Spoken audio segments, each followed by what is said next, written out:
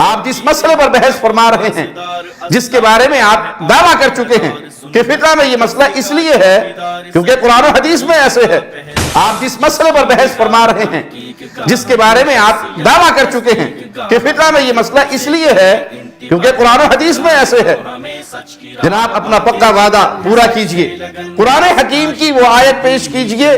اب گیند آپ کے کٹیرے میں ہے، ذرا وہ حدیث نمبر، حدیث کا نام، سورت کا نام، آیت نمبر، اس کا ہمیں انتظار رہے گا۔ حدیث میں ایسے بچے کا ذکر ہے جس کا باپ اور ماں ساتھ ساتھ ہیں۔ خود امام ابو حنیفہ رحمہ اللہ رحمتاً واسعہ، ان کے اجتہادی مسائل میں خطا اور غلطی تسلیم کی یا عملاً اسے ماننے سے انکار کر دیا، اور کتنے ہی ایسے مسائل ہیں جن میں آپ اپنے واجب التقلید امام ابو حنیفہ رحمہ اللہ کی باتیں نہیں مانتے۔ ہر لمحہ قرآن اور سنت کا ترجمان، فضیلت الشیخ توصیف الرحمن۔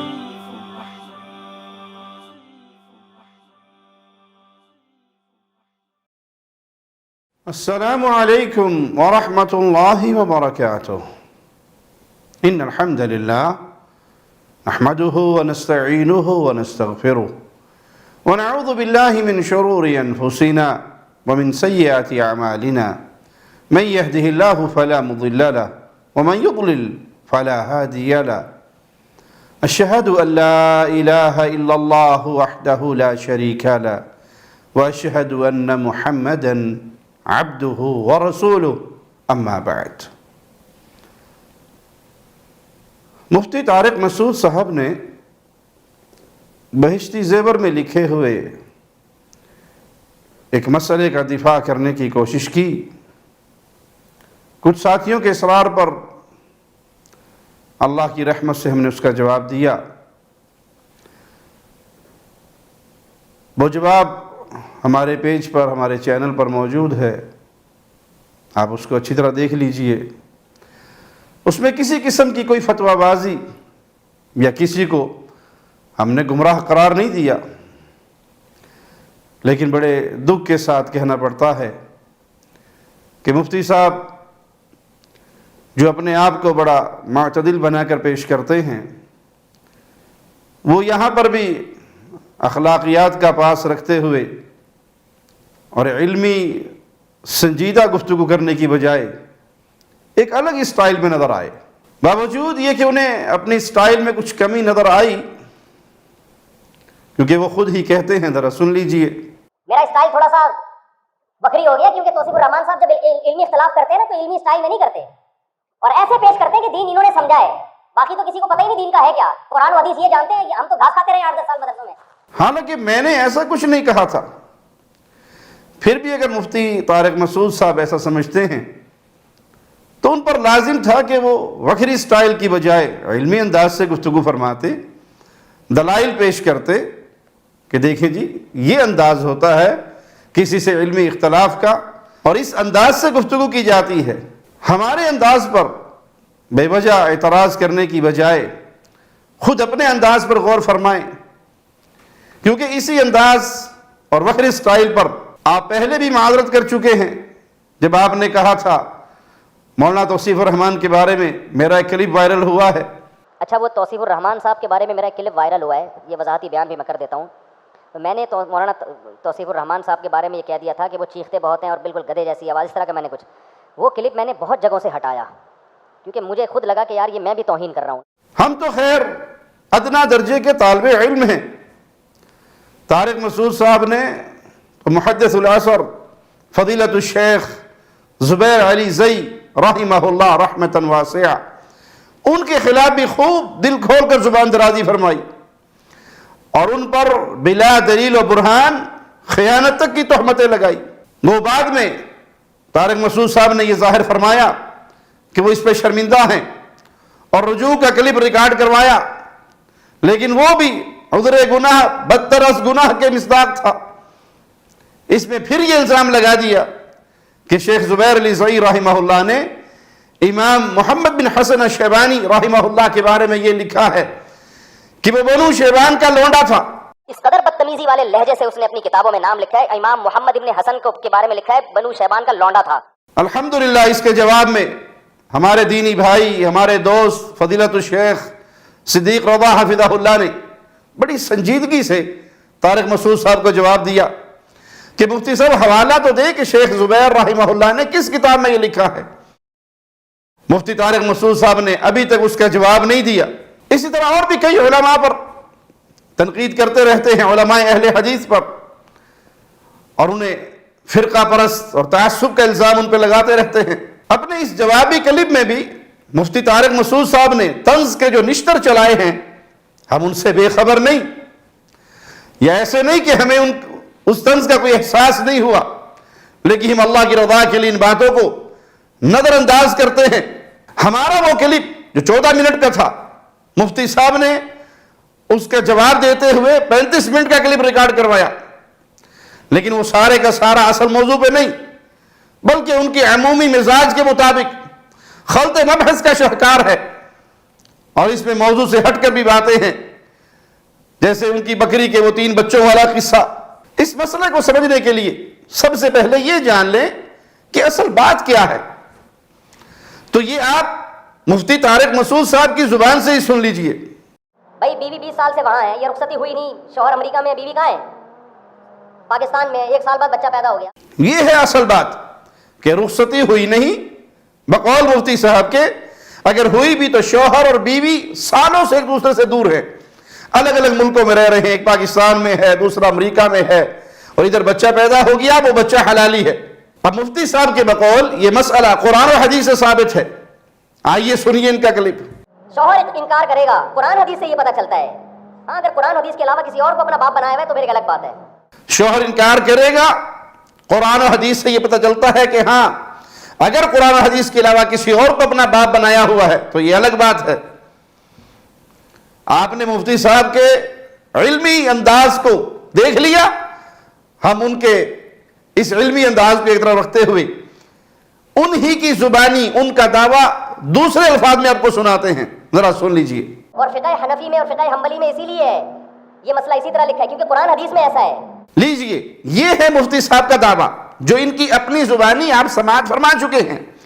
اب اپنے اسی بیان میں جناب نے یہ بھی کہا، لیکن توصیف الرحمان صاحب کبھی بھی یہ دعویٰ نہیں کریں گے کہ بن باز کا یہ فتویٰ نہیں ہے اور فقہ حنبلی میں ایسا نہیں لکھا، کیوں ان کو پتا ہے کہ میں دکھا دوں گا اگلے پھر اس میں. آپ انکار کرو میں دکھا دوں گا یہ لکھا، یا آپ حوالہ مانگو تو بھی میں دکھا دوں گا. یہ میرا پکا وعدہ ہے. دوبارہ سن لیجئے طارق مسعود صاحب کیا کہہ رہے ہیں. آپ انکار کرو میں دکھا دوں گا یہ لکھا، یا آپ حوالہ مانگو تو بھی میں دکھا دوں گا. یہ میرا پکا وعدہ ہے.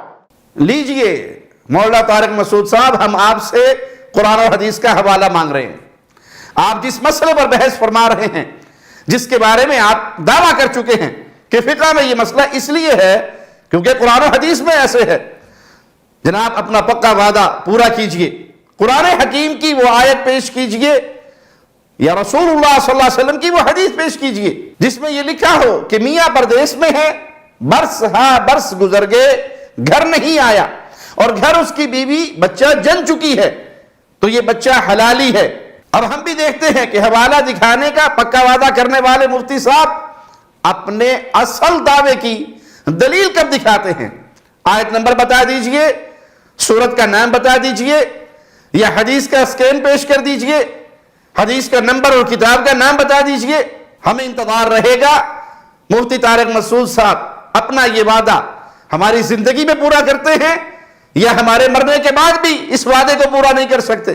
اور قرآن و حدیث کی طرف اپنی طرف سے باتیں منسوب کرتے ہوئے مولوی صاحب بھی یہ جہان چھوڑ جاتے ہیں. اب گیند آپ کے کٹہرے میں ہے، ذرا وہ حدیث نمبر، حدیث کا نام، سورت کا نام، آیت نمبر، اس کا ہمیں انتظار رہے گا. اور اگر مفتی صاحب یہ کہے کہ میں تو پہلے ہی کلپ میں حدیث پیش کر چکا ہوں، الولد للفراش، یہ صحیح بخاری اور صحیح مسلم اور دیگر حدیث کی کتابوں میں موجود ہیں، تو ہم عرض کریں گے حضرت اس حدیث میں زیر بحث مسئلے کی کوئی صراحت نہیں. یوں تو صحیح بخاری میں یہ حدیث کئی جگہ پر ہے، لیکن ہم آپ کے سامنے کتاب الفرائض باب الولد للفراش حرتن كانت او امتن اس کا اسکین رکھ رہے ہیں. تمام تر تعصبات اور جانبداری سے دامن بچاتے ہوئے اس میں خوب غور فرمائیں اور خوردبین لگا کر دیکھنا چاہیں تو دیکھ لیں کہ اس میں یہ بات کہاں ہے کہ میاں بیوی الگ الگ دیشوں میں ہیں، سالوں سے نہیں ملے، تب بھی بچہ باپ ہی کا ہوگا۔ بیوی امریکہ میں، خاوند پاکستان میں، سال ہر سال سے کوئی ملاقات نہیں ہے، لیکن بستر پہ ہونے والا یہ بچہ تب بھی اسی باپ کا ہے جو اس سے نکاح کر چکا ہے، اور وہ سال ہر سال سے آپ اس میں ملے بھی نہیں ہیں۔ اپنے بیان میں ہم نے اس حدیث کی وضاحت بیان کرتے ہوئے جو عرض کیا تھا وہ آپ دوبارہ سنیں۔ ہم عرض کرتے ہیں کہ حضرت اس حدیث سے تو یہ بات ثابت ہوئی کہ شوہر موجود ہو اور میاں بیوی کا صحیح تعلق جماع کا وہ ہو چکا ہو، اور شوہر اپنی بیوی پر زنا کا الزام بھی نہ لگاتا ہو اور نہ ہی لعان کی صورت ہو، بلکہ مان رہا ہو کہ بچہ میرا ہے، لیکن اس کے باوجود اگر کوئی آ کر زنا کا دعویٰ کرے تو اس زانی کی بات کو مسترد کیا جائے گا اور شوہر کا بچہ ہی تسلیم کیا جائے گا۔ ان دونوں صورتوں میں زمین و آسمان کا فرق ہے۔ ایک طرف میاں بیوی کا تعلق ہوا ہے، خاوند موجود ہے، اور کوئی زانی آ کر اعلان کر رہا ہے کہ یہ میرے زنا سے پیدا ہونے والا بچہ ہے، اور دوسری طرف میاں بیوی مشرق و مغرب کی دوریوں پر ہیں، ایک دوسرے کو دیکھا نہیں، ملاقات ممکن نہیں، اور ادھر بیوی کے بستر پہ بچہ پیدا ہو جاتا ہے، تو حضرت جی فرماتے ہیں کہ کسی بزرگ کی کرامت سے ہوا ہوگا، یا کسی مفتی کی کرامت سے ہوا ہوگا، یا کسی نہ کسی کی کرامت سے ہوا۔ تو ہم عرض کرتے ہیں حضرت ہمت پیدا کیجئے، اہل الحدیث سے سبق سیکھیے کہ معصوم عن الخطا صرف محمد رسول اللہ صلی اللہ علیہ وسلم ہے۔ آپ صلی اللہ علیہ وسلم کے بعد کوئی معصوم عن الخطا نہیں۔ اگر کسی نے کوئی بات غلط لکھ دی تو ہمت جرأت پیدا کر کے اسے غلط مان لیجئے، کیا بگڑے گا؟ مفتی طارق مسعود صاحب نے اس کے جواب میں کیا کہا، ذرا یہ بھی سن لیجئے۔ جناب توصیف الرحمان صاحب جو سعودی عرب میں ہوتے ہیں، انہوں نے میرا بڑا مذاق اڑایا اس کلپ پہ، اور کہا کہ یہ بہشتی زیور کا دفاع کر رہا ہے، کیونکہ یہ مسئلہ لکھا ہوا ہے بہشتی زیور میں۔ پھر وہی جو محترم کا اسٹائل ہے کہ اندھے مقلد ہیں اور بہشتی زیور قرآن و حدیث کے خلاف، اور پھر ایک حدیث کوٹ کی ہے بخاری کی، جو میں نے بخاری کی حدیث کوٹ کی تھی، اسی کا غلط مفہوم بیان کیا ہے۔ طارق مسعود صاحب، آپ کا دعویٰ ہے کہ توصیف الرحمان نے اس کا غلط مفہوم بیان کیا، بتائیے تو صحیح غلطی کیا ہے؟ اس غلطی کی نشاندہی تو کیجئے، غلطی کیسے ہے اور کیا ہے؟ کیا زمع جن کی لونڈی کے بچے کا یہ مسئلہ تھا وہ اپنی لونڈی کے پاس موجود نہیں تھے؟ کیا وہ کئی سالوں سے سفر پہ نکلے ہوئے دوسرے ملک میں مقیم تھے؟ یا ان کی لونڈی سال ہر سال سے کسی اور ملک میں رہ رہی تھی؟ جب ایسا کچھ نہیں تو پھر یہ آپ کے مسئلے کی دلیل کیسے بن گیا؟ آپ مینٹل لیول کی بات کرتے ہیں، ہم تو جی طالب علم ہیں، چھوٹے سے ٹوٹی پھوٹی کوششیں کر رہے ہیں دین حنیف کی خدمت کرنے کی، اللہ اس کو قبول فرمائے، لیکن ذرا آپ اپنا مینٹل لیول تو دیکھ لیں، آپ کے استدلال اور مستدل کے درمیان کتنا تفاوت ہے، کتنا فرق ہے۔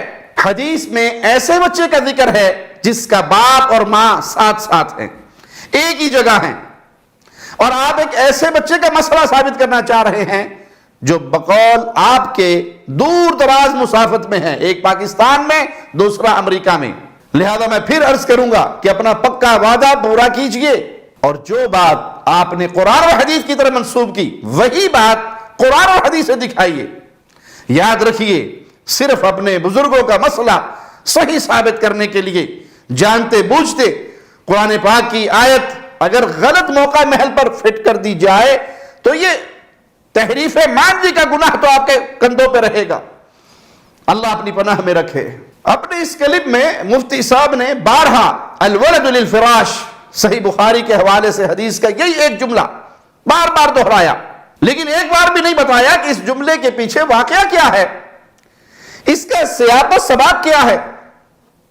حالانکہ مفتی صاحب کی اپنی ادھوری بات کسی نے سیاق و سباق سے کاٹ کر ایک الگ کلپ بنا دیا، تو اندازہ لگائیے مفتی صاحب کے غصے کا، ذرا سنیے ان کا یہ کلپ۔ کا کیا مفہوم تھا، سیاق و سباق کیا تھا؟ اب دیکھو میرا ایک کلپ مارکیٹ میں چل رہا ہے، دودھ ابالے بغیر پیو، شارٹ کلپ چل رہا ہے، دودھ بغیر ابال کے پیے۔ جس کمبخت نے وہ شارٹ کلپ بنایا وہ مجھے اکیلے میں نہ ملے، بس جب آئے 4-6 بندوں کے ساتھ آئے تو بچت ہو جائے گی۔ جس دن مجھے وہ اکیلے میں ملا میں اس کو چھوڑوں گا نہیں۔ میں نے اس طرح نہیں کیا کہ یہ جو آپ کے پاس دودھ آ رہا ہے اس کو بغیر بوائل کر کے پی لو، اس میں تو پتہ نہیں کیا کیا پڑا ہوا ہے۔ یہ بغیر بوائل کر کے پی لیا، لال بیگ کی ٹانگیں آپ کے پیٹ میں جائیں گی، آپ کے پیٹ میں مینڈک کے بچے جائیں گے، آپ کے پیٹ میں پتہ نہیں کیا کیا جائے گا. پوری بات کے بجائے وہ اتنا سا کلپ نکال لیا کہ دودھ کے ساتھ ظلم ہے کہ بوائل کر کے پیتے ہیں. صرف اتنی بات کافی نہیں ہے. مفتی صاحب کے کلپ کے ساتھ جو ایک آدمی نے شارٹ کلپ بنا کر کیا، مفتی صاحب اس حدیث کے ساتھ وہی کچھ کر رہے ہیں کہ ساری بات چھوڑ دی اور ایک جملے کو بار بار دہرایا جا رہا ہے، الولد للفراش. جناب پوری بات تو لوگوں کو بتائیں. اس حدیث میں جس بچے کے بارے میں یہ بات ہو رہی ہے، اس کے ماں باپ ایک ہی جگہ پر ہے یا ایک پاکستان اور دوسرا امریکہ میں برس کی دوری پہ ہے؟ مفتی صاحب اگر آپ کی کوئی آدھی بات نقل کرے تو آپ کہتے ہیں کہ بندہ مجھے اکیلے میں نہ ملے، اکیلے میں ملا تو میں نہیں چھوڑوں گا، ہاں 4-5 بندوں کے ساتھ مل گیا تو پھر ان کو دیکھ کے میں بھی چپ ہو جاؤں گا. آپ کی بات سیاق و سباق سے کاٹ کر بیان کی جائے تو آپ کے غصے کا یہ عالم ہے کہ آپ کہتے ہیں وہ مجھے تنہا نہ ملے، لیکن آپ رسول اللہ صلی اللہ علیہ وسلم کی حدیث کے ساتھ وہی کھلواڑ کر رہے ہیں. کیا آپ نے رسول اللہ صلی اللہ علیہ وسلم کو قیامت کے دن نہیں ملنا؟ آپ کا اللہ کے نبی کے ساتھ آمنا سامنا نہیں ہونا؟ ایسا کوئی عقیدہ نہیں آپ کا؟ مفتی طارق مسعود صاحب جو دوسروں کے مینٹل لیول پر طنز کرتے ہیں، اپنے مسئلے کے دفاع میں فضیلت الشیخ ابن باز رحمہ اللہ کا فتویٰ بھی لائے کمپیوٹر کے اسکرین شاٹ کی صورت میں، وہ آپ بھی دیکھ لیں. مفتی صاحب آپ نے جو شیخ ابن باز رحمہ اللہ کا یہ فتویٰ جس کا اسکرین شاٹ آپ نے پیش کیا ہے وہ عربی زبان میں ہے اور عجمی عوام اکثریت عربی زبان سے واقف نہیں، لیکن انصاف سے کم از کم آپ تو بتائیے کیا اس میں زیر بحث مسئلہ کا کوئی ذکر ہے کہ شوہر سالوں سے دوسرے ملک میں ہو اور بیوی کسی اور ملک میں ہو اور بیوی کے ہاں بچہ پیدا ہو جائے، نہ ان کی ملاقات ہوئی نہ ان کی رخصتی ہوئی، اتنی دوریوں پر بچہ پیدا ہو گیا، تب بھی وہ بچہ اسی شوہر کا ہوگا؟ آپ انصاف کریں یا نہ کریں، مدارس دینیہ کے طلبہ حتیٰ کہ درجہ ثانیہ ثالثہ کے طلبہ وہ یہ گواہی دیں گے کہ شیخ ابن باز رحمہ اللہ کے اس فتوے میں ایسی کوئی بات نہیں. مفتی طارق مسعود صاحب ہمارے پر ایک الزام لگاتے ہیں کہ آپ نے بہشتی زیور پر مغلظات بکی ہیں. ذرا سنیے حضرت کا کلپ. جناب توصیف الرحمان صاحب سے میری گزارش ہے کہ آپ ایک لال رومال ڈال کے اسی طرح کیمرے میں اسی اسٹائل سے جو مغلظات آپ نے بہشتی زیور کے خلاف بکی ہیں، آپ وہی فقہ حنبلی کی کے خلاف بھی بولو بکیں کائنڈلی. طارق مسعود صاحب تمیز و تہذیب کی حدود کراس کرتے ہوئے آپ نے جو لب و لہجہ اختیار فرمایا، ہم اسے نظر انداز کرتے ہوئے آپ سے ایک سوال کرتے ہیں کہ آپ لوگوں کی بہشتی زیور کے خلاف میری ایسی کون سی بات تھی جسے آپ نے مغلظات بکنے سے تعبیر فرمایا؟ کیا کسی اجتہادی مسئلے میں اس مسئلے کو تسلیم نہ کرنا یہی گناہ ہے؟ اسی کو مغلظات بکنا کہتے ہیں؟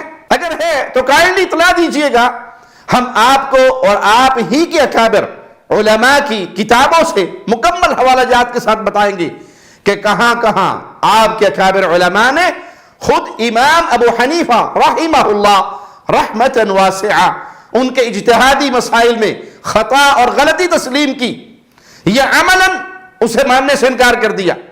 اور کتنے ہی ایسے مسائل ہیں جن میں آپ اپنے واجب التقلید امام ابو حنیفہ رحمہ اللہ کی باتیں نہیں مانتے. پھر جیسے آپ نے سر پہ عمامہ سجائے منبر پر بیٹھ کر میرے خلاف یہ تہمت لگائی کہ میں نے بہشتی زیور پر مغلظات بکی ہیں، ایسے اپنے اکابر کا نام لے لے کر کہیے گا. مثال کے طور پہ مفتی تقی عثمانی امام ابو حنیفہ رحمہ اللہ کی فقہ کے خلاف مغلظات بکتے ہیں. کہیے گا کہ جناب اشرف علی تھانوی صاحب نے امام ابو حنیفہ رحمہ اللہ کی فقہ کے خلاف مغلظات بکی ہیں. اور اگر آپ نے ایسا نہ کیا اور یقیناً نہیں کریں گے تو پھر آپ کے انصاف کی حقیقت سب سے پہلے آپ پر ہی واضح اور پھر عوام پر بھی واضح ہے. جہاں تک تعلق ہے البغنی کے مسئلے کو غلط کہنے کا تو سن لیجئے، حسب معمول رومال ہمارے سر پر ہے اور کیمرہ ہمارے سامنے ہے اور ہم عرض کر رہے ہیں کہ آپ پڑھتے کم ہیں بولتے زیادہ ہیں، وگرنہ آپ کے بڑے بھی خوب واضح فرما چکے ہیں. مثال کے طور پر مفتی تقی عثمانی صاحب اپنی کتاب تقلید کی شرعی حیثیت میں لکھتے ہیں صفحہ 125 پر، اور ائمہ مجتہدین کے بارے میں تمام مقلدین کا عقیدہ یہ ہے کہ ان کے ہر اجتہاد میں خطا کا احتمال ہے. اور آپ کے امام اہل سنت مولانا سرفراز خان صفدر نے بھی اپنی کتاب الکلام المفید میں لکھا ہے صفحہ 330 پر کتب اصول میں وہ صراحت سے یہ قاعدہ بیان کرتے ہیں کہ المجتہد یخطئ و یصیب، کہ مجتہد کی رائے خطا بھی ہو سکتی ہے اور درست بھی ہو سکتی ہے، وہ معصوم نہیں ہے. اور اپنی دوسری کتاب ازالۃ الریب میں ملا جیون حنفی وغیرہ کے حوالے سے نبی کریم صلی اللہ علیہ وسلم کے بارے میں لکھا، صفحہ نمبر 86 دیکھیے، اگر آپ سے خطا سرزد ہوتی تھی تو خطا پر تنبیہ کے لیے وحی نازل ہوتی تھی، اور آپ کو خطا پر ہرگز برقرار نہیں رکھا جاتا تھا بخلاف دیگر سب مجتہدین کے، کیونکہ ان سے خطائیں سرزد ہو جائے تو قیامت تک ان کی خطا باقی رہتی ہے. تو ابن قدامہ رحمہ اللہ بھی مجتہد تھے، ان کی یہ بات بھی اجتہادی خطا ہے، آیت یا حدیث نہیں کہ جس کا انکار کفر ہوگا. مفتی طارق مسعود صاحب مزید فرماتے ہیں، ایسے ہی کہہ دینا یہ بچہ کرامت کی پیداوار ہے، مذاق اڑایا نا بعض لوگوں نے، اچھا یہ سارے کرامتی ہیں. مفتی طارق صاحب کرامت والی بات تو آپ نے خود کی تھی کہ کسی بزرگ یا جن نے میاں بیوی کا ملاپ کروا دیا ہو. سنیے مفتی صاحب کا کلپ. عقلی لحاظ سے ملنا ناممکن بھی ہو، پھر بھی فقہا کہتے ہیں یہ تعویل کی جائے گی، ہو سکتا ہے کرامت کے طور پہ مل گئے ہوں. جیسے سلیمان علیہ السلام کے دور میں وہ بزرگ سیکنڈوں کے اندر تخت اٹھا کے لے آئے تھے نا، تو عین ممکن ہے کوئی جن سیکنڈوں کے اندر اس کو وہاں لے گیا ہو. بلکہ اشرف علی تھانوی صاحب کی اصلی اشرفی بہشتی زیور میں بھی یہ بات موجود ہے، دارالاشاعت کراچی سے چھپی ہوئی، اور اس کا صفحہ نمبر 339 ہے. اس مسئلے پر اعتراض کا جواب دیتے ہوئے تھانوی صاحب لکھتے ہیں، میاں پردیس میں اور مدت ہو گئی، برسیں گزر گئی، گھر نہیں آیا اور یہاں لڑکا پیدا ہو گیا، تب بھی وہ حرامی نہیں بلکہ اسی شوہر کا ہے، کیونکہ ممکن ہے وہ کسی وقت چھپ کر اپنی بیوی کے پاس پہنچ گیا ہو اور اس کے آنے کی خبر کسی کو نہ ہوئی ہو. جیسے اشتہاری لوگ چھپ کر اپنے گھر آ جاتے ہیں اور لوگوں کو ان کے آنے کی خبر نہیں ہوتی. پھر یہ لکھنا تو غلط ہوا نا کہ برسیں گزر گئی گھر نہیں آیا، چھپ کر ہی آیا ہو، یہ آنا تو ہوگا نہ کہ نہ آنا. وہ اطلاع دے کر آئے یا خاموشی سے آئے، اگر وہ آ کر بیوی سے ملاپ کر کے گیا ہے پھر تو بچہ ٹھیک اسی کا ہے. نہ آیا کہہ کر بلا وجہ لوگوں کو کنفیوز کرنے کی ضرورت کیا ہے. تھانوی صاحب مزید لکھتے ہیں، یا کسی عمل مثل تسخیر جن وغیرہ کے یا بذریعہ کرامت کسی بزرگ کے وہ اپنی بیوی کے پاس پہنچ گیا ہو یا اپنی بیوی کو اپنے پاس بلا لیا ہو اور کسی کو اس کی خبر نہ ہوئی ہو. یہ دیکھ لیجئے مفتی صاحب تھانوی صاحب نے خود بھی تسخیر جن اور کرامت بزرگ کا ذکر کیا ہے. اب کوئی کہہ بھی دیتا کہ پھر یہ بچہ کرامتی بچہ ہوگا تو اس میں مذاق اڑانے والی کیا بات ہے. یہ تو تھانوی صاحب نے خود بیان کیا کہ کسی بزرگ کی کرامت سے ہوا. چونکہ طارق مسعود صاحب خود بھی جن اور کرامت کی بات کر چکے ہیں تو ایسے کچھ جنوں اور کرامتی بزرگوں کا فون نمبر ہی دے دیں تو بہت سے غریب پردیسیوں کا بھلا ہو جائے گا جو سال ہر سال سے دوسرے ملکوں میں پڑے رہتے ہیں، اخراجات برداشت نہیں کر سکتے اور جلدی اپنے گھروں کو نہیں جا سکتے، اولاد سے بھی محروم رہتے ہیں. اور یہ کوئی فرضی کہانی نہیں سنائی، ہم تو پردیس میں رہتے ہیں، پردیسیوں کا حال جانتے ہیں. کئی لوگ آ کر ملتے ہیں کہ 4 سال 5 سال ہو گئے گھر نہیں گئے، اور بہت سے لوگ ایسے ہیں جو عمر قید کے قیدی بنے ہوئے کوٹڑیوں میں پڑے ہیں، جن کی سزائے موت ہوئی ہے، انہیں گھر جانے کی اجازت نہیں ملتی. تو ان کا بھی بھلا ہو جائے گا، ان کی نسل آل اولاد بھی چلتی رہے گی. ایسے سارے لوگ مفتی طارق مسعود صاحب کے پیج پر آئیں اور ایسے بزرگوں کے نمبر ان سے لے لیں اور اپنے معاملات کو چلانا شروع کر دیں. آل اولاد کا معاملہ چلتا رہے، میاں بیوی کی ملاقاتیں بھی ہوتی رہیں بزرگوں کی کرامتوں سے. مفتی صاحب رحم کریں قیدیوں پر بھی اور پردیسیوں پر بھی. طارق مسعود صاحب نے سیدنا سلیمان علیہ السلام کے جنات کا بھی ذکر فرمایا تو بلا شبہ یہ ان کا معجزہ تھا. اللہ تعالیٰ نے انہیں چرند پرند جن و انس پر بادشاہت عطا فرمائی تھی. ہم عرض کریں گے مفتی صاحب اگر ایسے معجزات سے عام قوانین بنانے لگے تو کل کو آپ جیسے کوئی مفتی عفیفہ کریمہ سیدہ مریم علیہ السلام کا خاص واقعہ قرآن سے بیان کر کے کنواریوں کے بچوں کو بھی حلالی ہونے کا سرٹیفکیٹ تھما دیں گے تو ایسے میں معاشرہ کس قدر بدکاری کا شکار ہو جائے گا. اور کسی ذی شعور سے یہ بات مخفی نہ رہے گی کہ معاشرے کی بربادی کس رخ پہ جا رہی ہے. تو معجزہ ہوتا ہے، وہ عام قانون نہیں، اسے معجزے کی حد تک رکھا جائے گا۔ وہ معجزہ ہے اس لیے کہ عام قانون کے خلاف ہے، اس کی بنیاد پر عام قوانین نہیں بنائے جا سکتے۔ مفتی طارق مسعود صاحب نے صحیح بخاری کی حدیث نمبر 100 بھی پیش فرمائی، اس کا بھی کچھ حصہ ملاحظہ فرمائیے۔ تو آپ نے فرمایا لا يقبض العلم انتزاعا من صدور العلماء، اللہ تعالیٰ جب علم کو اٹھائیں گے تو علماء کے سینوں سے نہیں علم اٹھائیں گے، ولكن يقبض بقبض العلماء، علماء ہی کو اٹھانا شروع کر دیں گے، علماء آہستہ آہستہ دنیا سے رخصت ہونا شروع ہو جائیں گے۔ فَإِذَا لَمْ يَبْقَ عَالِمٌ، جب کوئی عالم نہیں رہے گا، اتَّخَذَ النَّاسُ جُهَّالًا رُؤُوسًا، لوگ جاہلوں کو اپنا رئیس بنا لیں گے، رئیس کا مطلب دین کے علم کے معاملے میں ان کو اپنا باپ بنا لیں گے، جاہلوں کو۔ فَأَفْتَوْا بِغَيْرِ عِلْمٍ، وہ علم کے بغیر فتویٰ دیں گے، علم عمق اور گہرائی نہیں ہوگی۔ فَضَلُّوا، خود بھی گمراہ ہوں گے، وَأَضَلُّوا، اور لوگوں کو بھی کیا کریں گے؟ گمراہ کریں گے، لوگ انہی کو فالو کریں گے اور سمجھ رہے ہیں کہ ہم قرآن و سنت کو فالو کر رہے ہیں۔ ہم عرض کرتے ہیں کہ ہم تو قرآن اور حدیث کے بغیر مسئلہ بیان نہیں کرتے، مسائل کا جواب دیتے ہوئے قرآن اور حدیث کی دلیل پیش کرتے ہیں۔ یہی درس ہمیں اپنے ائمہ سے ملا ہے، امام ابو حنیفہ رحمہ اللہ، امام مالک، امام شافعی، امام احمد، سب نے یہی پیغام دیا، سب نے یہی درس دیا کہ دین وہاں سے لو جہاں سے ہم نے لیا۔ تو ہم تو کتاب و سنت کے دلائل پیش کرتے ہیں یا صحابہ کے آثار پیش کرتے ہیں۔ اس حدیث کے مصداق در حقیقت وہی مفتی ہے جو بغیر علم کے فتوے پر فتوے دیتے ہیں، اور علم سے مراد قرآن اور حدیث ہے، لوگوں کے خیالات نہیں، کسی کی رائے نہیں، کسی حضرت کا قول نہیں۔ مفتی صاحب نے ہمارے اوپر ایک اور الزام لگایا، جی آپ مسلک پر فوکس کرتے ہیں، اپنے مسلک کا دفاع کرتے ہیں۔ ذرا سنیے حضرت کو۔ اور میں توصیف الرحمان صاحب سے ویسے یہ کائنڈلی گزارش کرتا ہوں کہ آپ اپنے مسلک کو فوکس کر رہے ہو، اسلام کو فوکس نہیں کر رہے، آپ کی اسپیچز سے یہ پتہ چلتا ہے ہمیں۔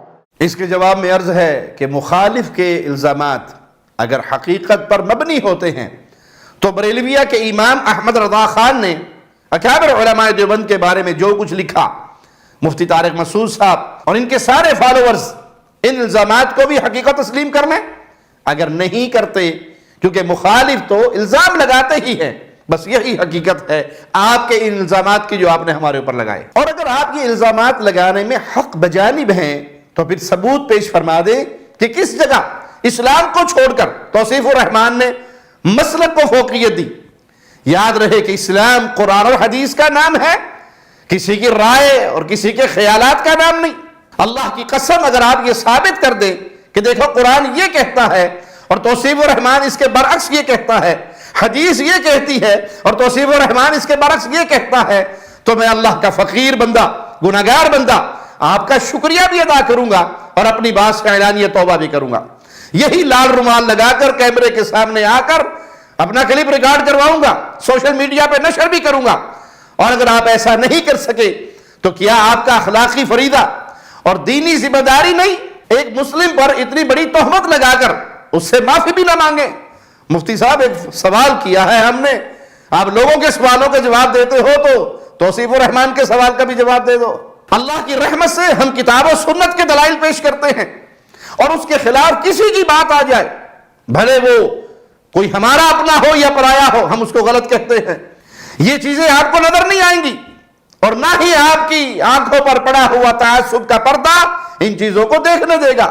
ہم اللہ کی رحمت سے کتاب و سنت کے دلائل، کتاب و سنت کی باتیں اور کتاب و سنت کے ساتھ لوگوں کو جوڑنے کی کوشش میں ہیں، شخصیات کے ساتھ نہیں جوڑتے۔ ہمارے اپنے کی غلطی ہو یا پرائے کی غلطی ہو، ہم اس غلطی پر اللہ کی توفیق سے کھل کے بیان کرتے ہیں جو اللہ نے ہمیں دین کا فہم عطا فرمایا ہے۔ مولانا طارق مسعود صاحب ذرا اپنی حالت خود بھی دیکھ لیں، آپ کا اپنا واضح بیان موجود ہے کہ اہل حدیث قبر پرست نہیں، علماء دیوبند بھی نہیں لیکن ہے بھی، اہل حدیث کے ہاں بدعات نہیں اور دیوبندیوں کے ہاں تھوک کے بھاؤ سے بدعات ملیں گی۔ تو میں بار بار کہتا ہوں اہل حدیث میں کچھ خوبیاں بھی ہیں بھائی، سب سے بڑی بات بدعتی نہیں ہوتے، اور ہمارے دیوبندیوں میں بدعات مارکیٹ میں بولو بھائی ہول سیل کے حساب سے ملیں گی آپ کو، سارے نہیں لیکن ریشو بہرحال بہت زیادہ ہے۔ تو یہ ان کی خوبی ہے، تو جو ہے وہ تو ماننا پڑے۔ قبر پرست بالکل بھی نہیں ہوتے، دیوبندی بھی نہیں ہوتے، لیکن ہوتے بھی ہیں، ملیں گے آپ کو مارکیٹ مسٹنڈوں کی طرح بیٹھے ہوئے ہوں گے قبروں پہ، حالانکہ علماء دیوبند اس کے قائل نہیں تھے۔ اس کے باوجود آپ علماء دیوبند کی ترجمانی کرتے ہیں، خود کو دیوبندی کہتے ہیں، دیوبندیت کا بھرپور دفاع کرنے کی ناکام کوشش بھی کرتے ہیں۔ تو مسلک کو فوکس کس نے کیا؟ آپ نے یا ہم نے؟ اگر آپ مسلک دیوبند کو فوکس کرنے والے نہیں تو بتائیے جیسے اہل حدیث کے خلاف آپ کی کتنی لمبی لمبی اور مختصر تقریریں کلپس مارکیٹ میں موجود ہیں، لیکن علماء دیوبند کی قبر پرستی اور بدعات کے رد پر بھی آپ کا کوئی کلپ مارکیٹ میں ہے؟ یا ایسے کلپ مارکیٹ سے شارٹ ہیں یا مارکیٹ میں کبھی آتے ہی نہیں ہیں؟ مفتی طارق مسعود صاحب، یہ ہوتی ہے فرقہ پرستی اور مسلک پرستی پہ فوکس کرنا۔ الحمدللہ جب اہل الحدیث خود آپ کی تحقیق کے مطابق توحید و سنت پر قائم ہیں، شرک، قبر پرستی اور بدعات سے بہت دور ہے، تو پھر ان کی دعوت بھی کتاب و سنت کی سربلندی اور کفر و شرک اور بدعات کی بہتری کی دعوت ہے۔ علماء اہل الحدیث پر بار بار فرقہ پرستی اور اسلام کی بجائے مسلک پر فوکس کی تہمتوں سے اپنے دامن کو بچائیے، وگرنہ آج تو آپ آزاد ہیں، آپ پر کوئی پابندی نہیں، اخلاق اور تمیز کے دائرے میں رہ کر بات کریں یا اس سے باہر ہو جائیں، الزامات لگا کر بدنام کریں، لیکن بہت جلد اللہ کی عدالت لگنے والی ہے جہاں ایسے معاملات پر پکڑ ہو سکتی ہے۔ مفتی صاحب نے اس بات پر بھی کافی زور دیا اپنے بیان میں کہ اگر بچے کی شکل و صورت، رنگ، قد کاٹ، جسامت اپنے والدین میں سے کسی کے ساتھ مشابہت نہیں رکھتی، اس حوالے سے ہم عرض کرتے ہیں کہ اس پر تو ہم نے اعتراض ہی نہیں کیا تھا، پھر یہ مسئلہ تو حدیث سے واضح ہے۔ صحیح بخاری 5305 نمبر روایت ہے، سیدنا ابو ہریرہ رضی اللہ عنہ وارضاہ سے روایت ہے کہ ایک آدمی نبی کریم صلی اللہ علیہ وسلم کی خدمت میں حاضر ہوا اور آ کر اس کی اللہ کے نبی صلی اللہ علیہ وسلم میرے ہاں ایک کالا لڑکا پیدا ہوا ہے۔ تو نبی کریم صلی اللہ علیہ وسلم نے اس کو سمجھانے کے لیے کہا کیا تمہارے پاس اونٹ ہے؟ تو اس نے کہا جی اے اللہ کے نبی صلی اللہ علیہ وسلم میرے پاس اونٹ ہے۔ آپ نے فرمایا تمہارے اونٹ کس رنگ کے ہیں؟ تو وہ کہنے لگے کہ میرے اونٹ تو سرخ رنگ کے ہیں۔ تو آپ نے پوچھا ان اونٹوں میں کوئی بچہ کالے رنگ کا بھی ہے؟ کہا جی ہاں کالے رنگ کا بھی ہے۔ تو آپ نے کہا وہ کہاں سے آ گیا؟ اونٹ تو سارے سرخ ہیں، ان کے ہاں کالا بچہ کیسے پیدا ہو گیا؟ کہا کوئی رگ کھینچ لائی اسے اپنی طرف۔ تو آپ صلی اللہ علیہ وسلم نے فرمایا فَلَعَلَّ ابْنَكَ نَزَعَهُ، بس شاید تیرے بیٹے کو کسی رگ نے کھینچ لیا ہو، آباء و اجداد میں کوئی ایسا گزرا ہو اور یہ بچہ اس پہ چلا گیا ہو۔ تو معلوم ہوا کہ کالے کے ہاں گورا، گورے کے ہاں کالا بچہ پیدا ہو جانا یہ کوئی عجیب بات نہیں، لیکن برسوں ایک دوسرے سے دور میاں بیوی کے ہاں بچہ ہو جانا یہ ضرور عجیب بات ہے۔ مفتی طارق مسعود صاحب کا 35 منٹ والے کلپ کے علاوہ ایک شارٹ کلپ 7-8 منٹوں کا بھی سامنے آیا جس میں وہ چیلنج دیتے ہیں اور فرماتے ہیں ان کے پاس اس جواب کا جواب نہیں، اب وہ چپ کر کے بیٹھے ہوئے اور پرانا کلپ بھی چلا رہے ہیں۔ یہ تو ان کی 2 ٹکے کی اوقات ہے، آپ خود سوچو، یہ ان کی علمی خیانت نہیں ہے کہ جب ایک چیز کا میں نے جواب دے دیا، صحیح مسلم کی حدیث پیش کی اس پہ، منہ پہ ٹیپ لگا کے کیوں بیٹھے ہو بھائی؟ اب تم نہیں آ رہی میرا خیال بات۔ اسی طرح وہ میں نے جو کلپ ریکارڈ کروایا تھا کہ میاں بیوی، ایک شوہر امریکہ میں اور ایک بیوی کہاں ہو، بیوی پاکستان میں، اور بچہ پیدا ہو جائے تو بھی حلال ہوگا، اس پہ بڑا ریکارڈ لگایا گیا، اس کا بھی میں نے جواب ریکارڈ کروایا ہے قرآن و حدیث کی روشنی میں۔ اس جواب کا بھی کوئی جواب مارکیٹ میں اب تک وہ جواب بھی پی گئے۔ مفتی صاحب کا یہ بیان 18 نومبر 2022 کو سوشل میڈیا پر لگا، جبکہ بہشتی زیور کے زیر بحث مسئلے میں مفتی صاحب کے جواب میں میرا کلپ 20 ستمبر 2022 کو بیچ میں لگا، اور طارق مسعود صاحب کا مکمل جوابی کلپ 27 نومبر 2022 کو ان کے پیج پہ لگا۔ لیکن اس تقریر کے دوران طارق مسعود صاحب ہم پر جواب نہ دینے کا طعن فرما رہے ہیں اور ایسی باتیں کہہ گئے جو کسی علمی دینی مجلس میں دہرائے جانے کے بھی قابل نہیں۔ بطور ثبوت ہم ان کا کلپ آپ کو دکھا رہے ہیں۔ اب سوچئے کہ ایسے اخلاق کے حامل لوگ دوسروں پر مغلظات بکنے کی تہمتیں لگا رہے ہیں۔ جناب آپ نے جو حدیث غلط جگہ پر فٹ کی تھی اس کی وضاحت تو میں ستمبر کے بیان میں کر چکا ہوں، جس کے جواب میں آپ نے صرف غلط مفہوم کہا، یہ نہیں بتایا کہ غلط کیسے ہے۔ آپ خود ہی اپنے علم کی گہرائی کو ناپ لیں۔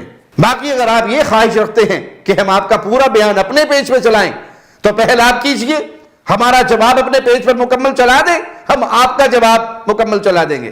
مفتی طارق مسعود صاحب نے اپنے شارٹ کلپ میں فرمایا توصیف الرحمان راشدی صاحب کائنڈلی ایک دفعہ آپ آ جاؤ، فیس ٹو فیس بات کر لو اس ٹاپک پر۔ توصیف الرحمان راشدی صاحب کائنڈلی ایک دفعہ آپ آ جاؤ، فیس ٹو فیس بات کر لو اس ٹاپک پر۔ اس حوالے سے ہماری عرض ہے کہ پچھلے سال آپ کے شہر میں ایک اہل الحدیث عالم فضیلت الشیخ صدیق رضا حفظہ اللہ وہ آپ کی دعوت پر آپ کی مسجد میں آئے، آپ سے گفتگو کی اور بڑے اچھے ماحول میں آپ کے ساتھ گفتگو ہوئی، غصے میں بھی آپ ہی آئے اور ایسا کچھ بیان بھی کر دیا جس سے آپ کو معافی مانگنی پڑی، اور آپ لوگوں سے گزارش فرما رہے تھے کہ میری اس آڈیو کو وائرل کرو۔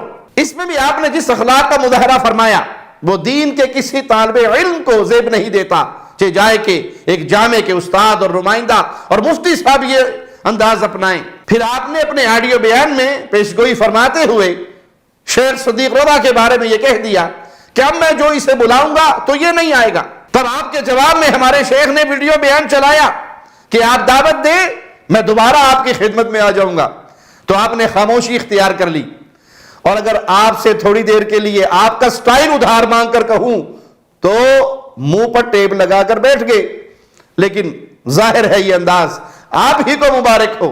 پھر کچھ عرصے بعد آپ نے اپنی تقریر میں کہا کہ صدیق رضا تقلید کسے کہتے ہیں، یہ لکھ کر دے تو میں اسے مناظرہ کر لوں گا۔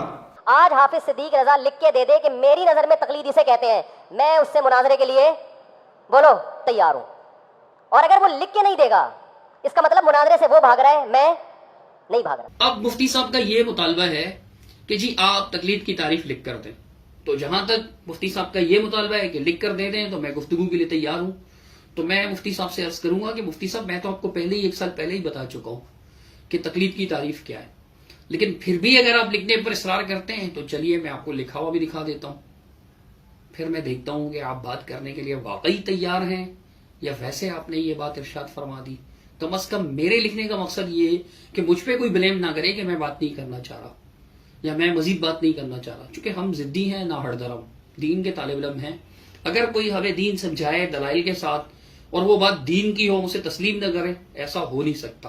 اہل الحدیث کا مطلب ہی یہ ہے کہ قرآن و حدیث کو تسلیم کرنے والے، قرآن و حدیث سے اگر آپ کا موقف ثابت ہے، بے دلیل بات کی پیروی جائز ہے، آپ دلیل سے اس بات کو ثابت کر دیں گے قرآن و حدیث کی، جو کہ ہو نہیں سکتا، تو ہم آپ کی بات مان لیں گے۔ اب لکھنے کی شرط آپ لگا رہے ہیں تو لیجئے، میں نے لکھا ہوا ہے، میں آپ کو دکھا دیتا ہوں، یہ میری طرف سے لکھا ہوا ہے۔ ہمارے شیخ کا حوصلہ دیکھیے کہ آپ کی پچھلی تمام کارروائیوں کو نظر انداز کرتے ہوئے بھی وہ ویڈیو بنا کر اپنے پیج پہ لگا دی انہوں نے، اور آپ تب سے خاموش ہے۔ اس پہ بھی کچھ ارشاد فرما دیں۔ حضرت اگر آپ اتنے ہی قابل ہیں تو پہلے اپنے شہر کا معاملہ تو نبیڑ لو، اس کو پایا تکمیل تک پہنچا لو، دوسرے ملک میں بیٹھے ہوئے شخص کو تو بعد میں للکارنا۔ اور ذرا یہ بھی بتائیے گا کہ آپ کی اور شیخ صدیق رضا کی جو گفتگو ہوئی اس کی ریکارڈنگ تو ہمارے شیخ کی طرف سے کی گئی، اور آپ کی فرمائش پر انہوں نے لائیو اپنے پیج پر چلائی۔ آپ نے کچھ دیر کے لیے وہی ویڈیو اپنے پیج پر لگا کر فیس بک میں کاپی رائٹ کلیم کر دیا، اور تمام بڑے بڑے پیجز سے وہ گفتگو ہٹوا دی گئی۔ آخر کیوں؟ حالانکہ آپ کے خیال اور آپ کے بیانیے کے مطابق فتح آپ نہیں پائی۔ اگر آپ واقع علمی گفتگو کے شوقین ہیں تو فضیلت الشیخ صدیق رضا کراچی میں ہیں اور آپ کا انتظار فرما رہے ہیں، ذرا شیخ سے رابطہ کر لیجئے، اور جو آپ نے کہا تھا لکھ کر دو وہ شیخ لکھ کر دے چکے ہیں، لیکن آپ کی طرف سے کوئی جواب نہیں آئے گا۔ ہم پھر آپ کو پیار اور محبت سے دعوت دیتے ہیں کہ ہم اہل الحدیث ہیں، کتاب و سنت کو ماننے والے، کتاب و سنت کی دعوت دینے والے۔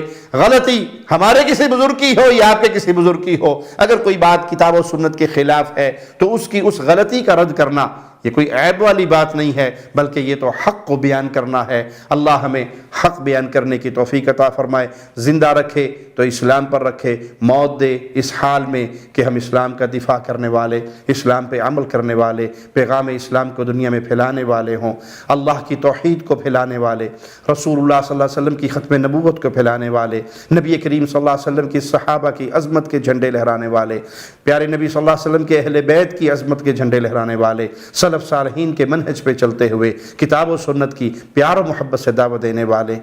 اور اسی حال میں اللہ ہمیں اپنے پاس بلائے کہ اللہ ہم سے راضی ہو، ہم اپنے اللہ سے راضی ہوں۔ اقول قولی ھذا واستغفر اللہ لی ولکم ولسائر المسلمین۔ ہر لمحہ قرآن اور سنت کا ترجمان، فضیلت الشیخ توصیف الرحمان۔